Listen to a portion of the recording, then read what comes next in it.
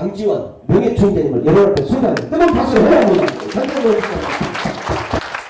오늘 이제 저희가 13회째 정책 콘서트를 맞이하는데 청소년 비행과 범죄 그리고 우리 사회 전반에 걸친 부패와 부정 이런 것들에 관한 말씀을 드리고자 합니다. 저는 이 범죄 문제, 청소년 문제를 연구해 오면서 많은 서적들을 봤습니다. 그 원인을 여러 가지로 분석을 합니다. 예를 들어서 사회학자든 사회학적으로 분석합니다.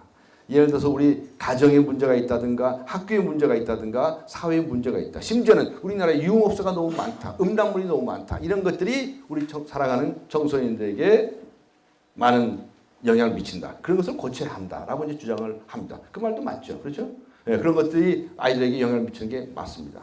그 다음에 개인적인 요인으로 가서는 먼저 생물학적인 요인이 있습니다. 예를 들어서 뇌세포가 어떤 문제가 생겼다든가 호르몬의 어떤 특수한 호르몬이 나온다든가 심지어는 칼슘의 이 함유가 너무 많으면 어떤 행동을 저지른다든가 여러 가지 생물학적인 분석이 있습니다. 그런데 그보다 더 중요한 것이 있습니다. 심리학적인 요인입니다. 이 심리학적인 요인이라고 하는 것은 우리네 환경이 어떤 것이든 간에 우리의 신체의 생물학적인 요인이 어떤 것이든 간에 우리가 심리적으로 거기에 대해서 어떻게 대처해 나가느냐에 따라서 자신의 삶이 바뀌고 세상이 바뀔 수 있다고 생각하는 것입니다. 그래서 제가 벌써 한 15년 전쯤 됐나요? 이 청소년들의 폭력의 원인이 뭐냐라고 하는 것에 관해서 이런 발표를 해서 아주 화제가 된 적이 있습니다. 우리가 폭력하는데 딴 게 아니다.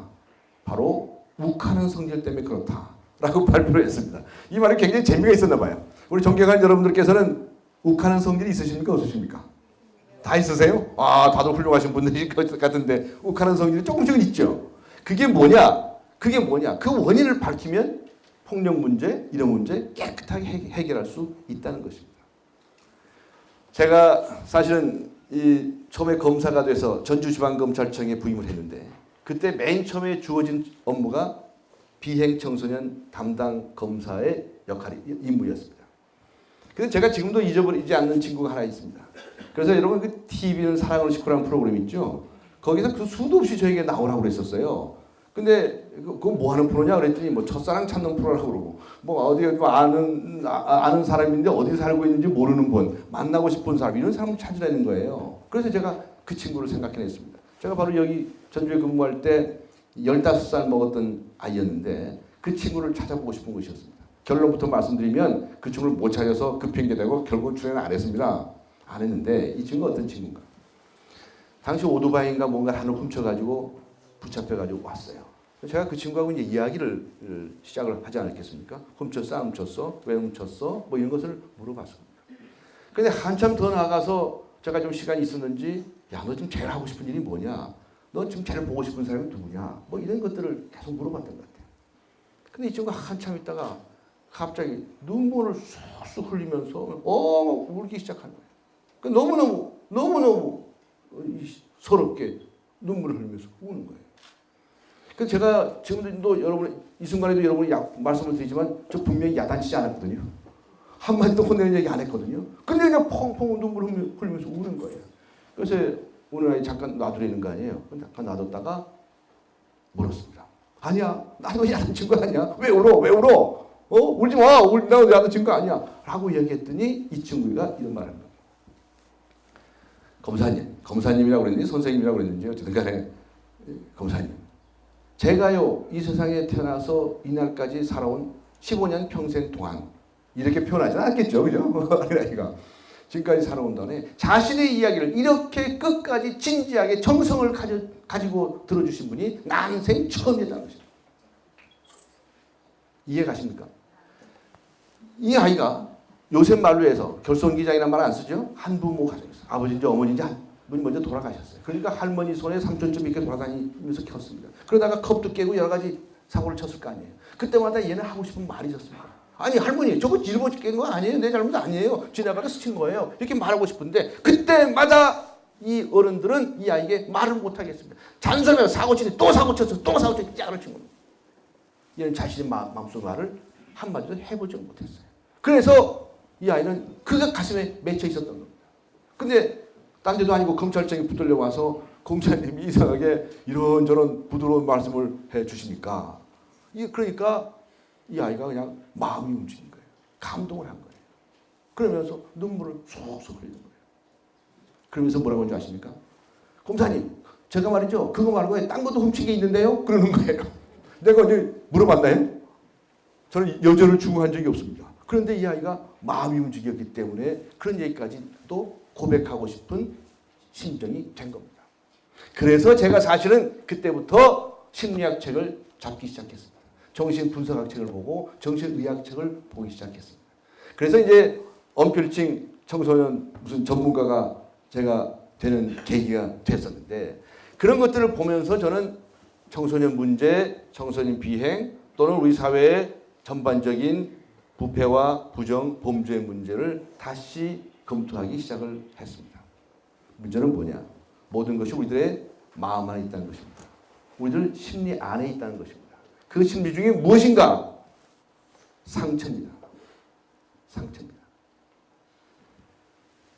사람들은 누구나 다 태어나기 전부터 또는 태어난 후부터 이런저런 상처를 받습니다. 그런데 이 상처를 마음속에 늘 간직하고 있으면 겉으로는 모른 척 하지만 저 가슴속 깊은 곳에 상처가 있으면 이 상처는 언제든지 사고를 칩니다. 예를 들어 보겠습니다. 내가 상처가 많은 사람입니다. 누가 나에게 따기를 쳤습니다. 가만히 있겠습니까? 더 폭발하겠죠. 내가 상처가 적은 사람입니다. 저에게 상처가 적다면 누가 나에게 시비를 걸었습니다. 크게 반발할까요? 적게 반발하겠죠. 딱 이겁니다. 그래서 저는 우리 사회에서 여러 가지 공격적인 요인들이 우리 청소년들 또 우리 어른들에게 다가오지만 그것에 대해서 어떻게 반응하냐라고 하는 것은 바로 상처, 트라우마, 정신적 상처에 있다라고 판단하기 시작을 했습니다. 우리가 상처를 받으면 다시 말해서 누구로부터 공격을 당했습니다. 그래서 내가 상처를 받았습니다. 상처를 받으면 어떡하죠? 욱하죠? 욱하죠. 그렇게 해서 화가 나죠. 그게 앵거입니다. 분노입니다. 그런데 이 분노가 가만히 있지는 못하죠. 폭발합니다. 내뿜습니다. 그게 공격성입니다. 그것을 어그레션이라고 합니다. 그래서 폭력이라든가 여러 가지 범죄들이 생겨나는 거죠. 여러분 가끔 보시면 어디 뭐 국회의원이 됐다, 무슨 장관을 했다, 뭐 사장님이 됐다, 뭐 이런 사람들을 이렇게 보면 괜히 이렇게 목에 힘주고 그냥 으스대고 거만해 보이고 시간방져 보이는 사람이 있죠. 그런 사람들 제가 볼 때 전에는 저 사람이 벼슬이 높아서 저렇게 포물제나 보다. 얼마나 좋을까. 이렇게 생각한 적이 있었습니다. 그런데 알고 보니까 뭐예요? 뭐가 많은 사람이에요? 상처가 많은 사람이에요. 백화점에 가서 수백만 원짜리 막 긁어대는 사치 낭비하는 여성들 있죠. 저는 전에 생각하기를 돈이 얼마나 많으면 저렇게 쓸까? 부럽다. 이런 생각도 했었습니다. 그런데 나중에 알고 보니까 뭐가 많은 사람이에요? 상처가 많은 사람이에요. 그래서 저런 것들이 모두 우리 가슴 속에 맺혀 있는 상처들이구나 라고 하는 것을 알게 되었고 그래서 지금 무엇보다 우리에게 필요한 것은 상처를 치유하는 것이다. 요새 유행하는 말로 힐링이 필요하다라고 하는 것을 알게 되었습니다. 그래서 저는 우리 이 청소년들에게 사랑하는 청소년들에게 상처의 치유와 마음의 행복을 찾아가는 교육을 해야 된다라고 생각을 합니다. 이것을 윤리나 도덕처럼 딱딱하게 가르쳐서는 안 됩니다. 내 마음의 상처를 스스로 발견하고 스스로 치유해 나갈 수 있고 또 우리 옆에 있는 이들을 치유해 줄 수 있어야 한다는 것입니다. 여러분 우리가 아이가 배가 아플 때 엄마가 따뜻한 손으로 배를 만져주면 낫죠. 정말 어찌 낫는지 모르지만 낫죠. 그 소리는 따뜻한 약손이라고 말합니다. 우리 사회의 수많은 어린이 청소년들 그리고 고통받는 많은 이들에게 필요한 것은 바로 따뜻한 약손입니다. 그렇게 상처받고 고통받으면서 밤잠을 이루지 못하고 끙끙 앓는 이들에게 정말로 필요한 것은 따뜻한 어머니와 같은 약손입니다.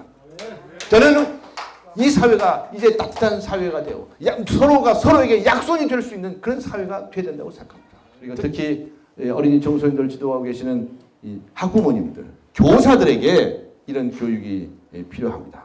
또 더 나아가서 언제든지 자신이 마음에 고통이 있고 슬프고 우울해진다면 찾아가서 상담할 수 있는 그런 시스템들을 대폭적으로 강구를 해야 된다는 것입니다. 이제 돈을 얼마를 더 버느냐, 경제성장을 얼마를 하느냐, 복지예산을 얼마를 투입하느냐, 이렇게 물량적으로 돈 계산해서 국민들을 치유할 데가 아닙니다. 우리 이제 물질적인 시대를 벗어나서 정신적인 시대와 함께 가야 됩니다. 우리 심리적인 성공을 가져야 되고 정신적인 성공을 이루어야 할 때라고 믿습니다.